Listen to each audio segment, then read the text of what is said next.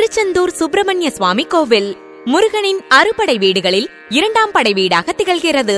தேவர்கள் தங்களை தொந்தரவு செய்த சூரபத்மனை அழிக்கும்படி சிவபெருமானிடம் முறையிட்டனர்.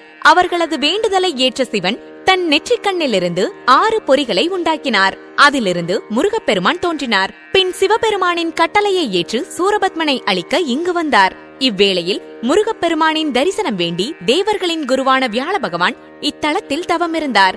அவருக்கு காட்சி தந்த முருகப்பெருமான் இவ்விடத்திலேயே தங்கினார்.